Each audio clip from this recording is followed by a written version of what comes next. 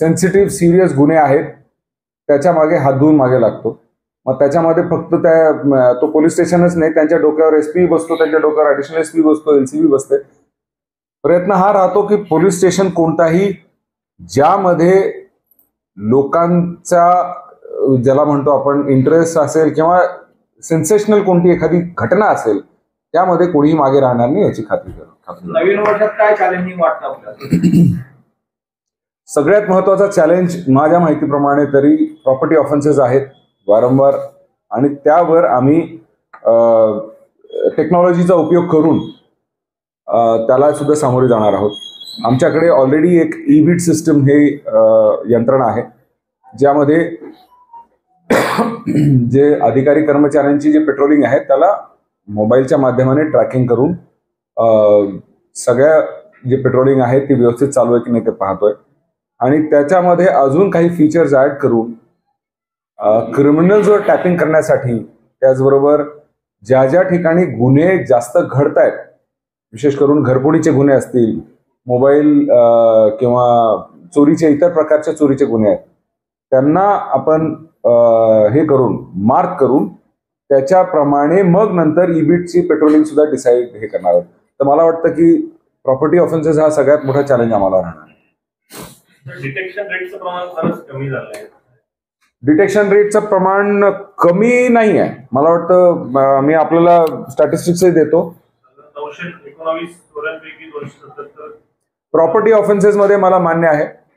Property offences एक नेहमी आपण लक्षात ठेवायला पाहिजे. चोऱ्यांचं जे आपण म्हटलंय, चोऱ्यांमध्ये सर्व प्रकारच्या चोऱ्या होत्या. त्याच्यामध्ये चोरीपासून, अवजार चोरीपासून, जनावर चोरीपासून सर्व येतात. मोस्टली आपल्याकडे जो हेड आहे जास्त त्याच्यामध्ये चोऱ्या येतात तो दुचाकी चोरीचा आहे. परंतु त्यातलं डिटेक्शनचं प्रमाण तेवढं चांगलं नाहीये, पण डिटेक्शन होत आहे असं हे नाहीये. मोस्टली दुचाकी चोरीचं जे हे आलेलं आहे, म्हणजे तो जो विषय होतोय त्याच्यामध्ये जे चोर आहेत, चोरणारे जे लोक आहेत, त्यांनी त्या प्रॉपर्टीज आहेत, म्हणजे चोरलेली प्रॉपर्टी आहे ती दुसऱ्या जिल्ह्यांमध्ये बहुतांश येते. आता आपल्याला माहिती असेल की मध्ये आता MIDC सिडको पोलिशन, शहरातला पोलिशन, त्यांनी 2 ते 3 मोटरसायकल चोर पकडले आणि त्यांनी आमच्या हद्दीमध्ये जे चोऱ्या विक्री झाल्या होत्या, ती जी मालमत्ता चोरीला गेली होती, म्हणजे विकली होती, ती आमच्या हद्दीत चोरी केली. सिटी आणि ग्रामीण असं दोन्हीचं कॉर्डिनेशन करून आपण ते करतोय. काही आमच्याकडे ज्या जप्त झालेल्या गाड्या होत्या त्या सिटीतल्या होत्या, काही त्यांच्याकडच्या होत्या त्या आम्ही त्यांना रिप्लेस केल्या. तर असं ते चोराला काय हे नसेल. प्रॉपर्टी ऑफेन्सेसच्या बाबतीमध्ये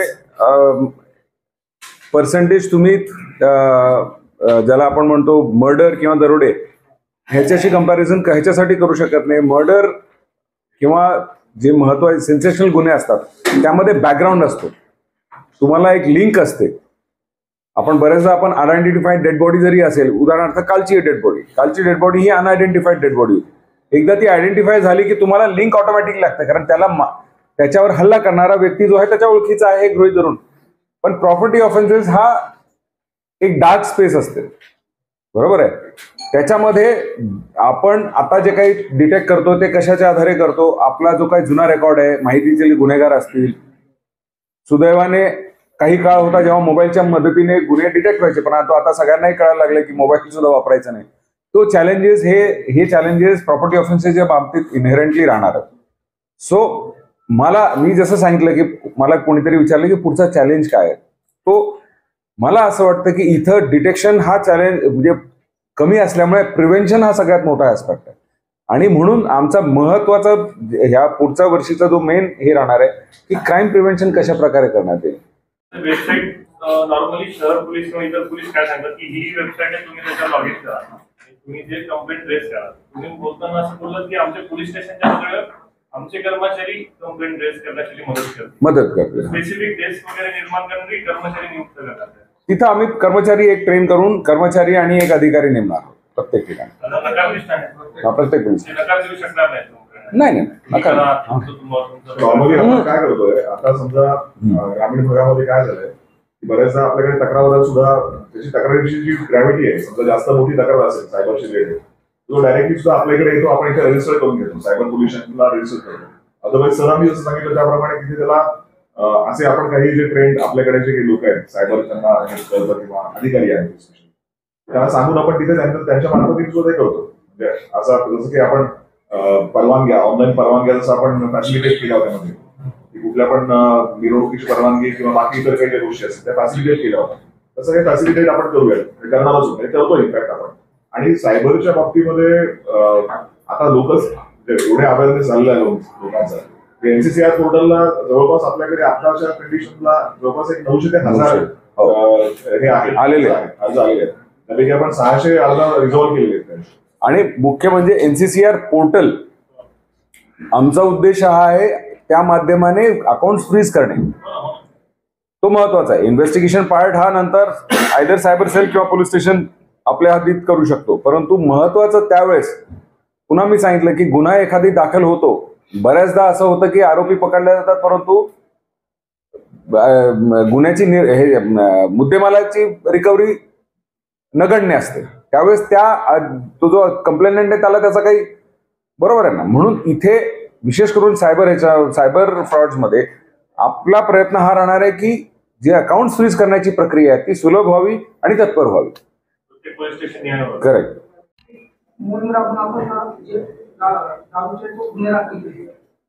परंतु बऱ्याचशा ठिकाणी असं होतं की तुमची पोलीस यंत्रणा नेहमी जात नाही, जाऊ शकत नाही. तर ते पुन्हा गुन्हे दाखल झालेले असताना पुन्हा ते अवैध धंदे सुरू असतात. यावेळेस आम्ही आता ड्रोनच्या उपयोगाने सुद्धा मदतीने ज्या ज्या ठिकाणी विशेष करून अवैध दारू पाडण्याचा म्हणजे गावठी दारू पाडण्याचं जे प्रमाण जिथे असेल, जिथे जिथे इन्फॉर्मेशन असेल, ज्या ठिकाणी डिरेक्टली जाणं शक्य नसेल तिथे ड्रोनचा उपयोग करून सुद्धा आम्ही हातभट्टीच्या दारूच्यावर कारवाई करण्याचा आमचं मानस आहे. स्थानिक पोलीस पाटील असतो, तो काय करतो? त्याचं काम आहे सांगणं आणि आमचंही काम आहे. करतो काय हा प्रश्न नाही आहे. मग तसं तर पोलीसही काय करताय असं म्हणू शकतो. पोलीस पाटलाची तंबी आहे राहत नाही. तू काय करतो? बऱ्याच आपल्याकडे अशी परिस्थिती आहे 2015-16 नंतर आपल्याकडे पोलीस पाटलांची बरीच पदं रिक्त आहेत. वेकन्सी आहे भरपूर. त्यामुळे आपल्याकडे पोलीस पाटलांची संख्या पण खूप कमी आहे. त्यामुळे असे प्रश्न होऊ शकतात काही ठिकाणी की पोलीस पाटीलच नाही गावामध्ये वगैरे. आणि काही खूप एजड म्हणजे वयाने जास्त झालेले आहेत वगैरे. त्यामुळे तिथे त्यांचा रिस्पॉन्स नाही. मी उदाहरणार्थ सांगतो, मी माझ्या गावामध्ये गुन्हा दाखल होऊन सध्याला 3 अवैध धंदे सुरू आहेत. मग तसं जर उदाहरण असेल तर तुम्ही माझ्याकडे आत्ता लगेच तारीख हे द्या, त्याच्यावर कारवाई होऊन जाईल. Don't worry.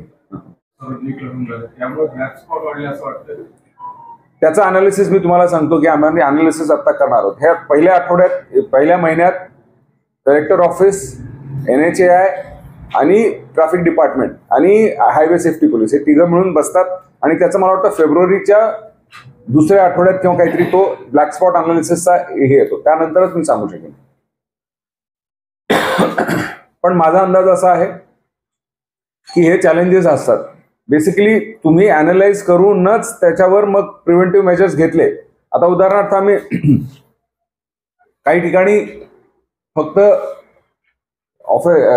ऍक्सिडेंट झाले त्यानंतर तिथे रंबलर स्ट्रिप्स लावणे. रंबलर स्ट्रिप्स म्हणजे छोटे स्पीड ब्रेकर असतात ते प्लास्टिकचे ते, किंवा फक्त ब्लिंकर्स लावणे, यांनी सुद्धा बरेचसे अपघात टळू शकतात. त्यामुळे ते बेसिक ज्या गोष्टी आहेत, ज्या ठिकाणी मोठा स्पीड ब्रेकर कुठं लावतो, जेव्हा एखादी जसा हायवेला जॉईनिंग जो छोटा रस्ता असतो, फीडर रोड आहे, ते अचानकपणे गाड्या येऊ नये म्हणून तिथे मोठे स्पीड ब्रेकर लावतात. परंतु हायवेवर तुम्हाला रंबलर स्ट्रिप्स लावावं लागतात. तुम्ही हायवेवर मोठे स्पीड ब्रेकर लावू शकत नाही. ह्या सगळ्या जे ऍक्सिडेंटचं अनालिसिस करून मग नंतर आपल्याला तिथं काय करायचं ते शेवटी इम्प्लिमेंटिंग एजन्सी आयदर PWD किंवा NHAI राहणार आहे. ते आम्ही नाही करू शकत कारण त्याचं फायनान्शियल हे आमच्याकडे नाही. बट त्याच्या मागे लागून आणि त्याचा पाठपुरावा करणं आमचं काम. जवळपास पुढच्या वर्षी भरतीच्या अनुषंगाने 47 पोस्टची वेकेन्सी आहे. परंतु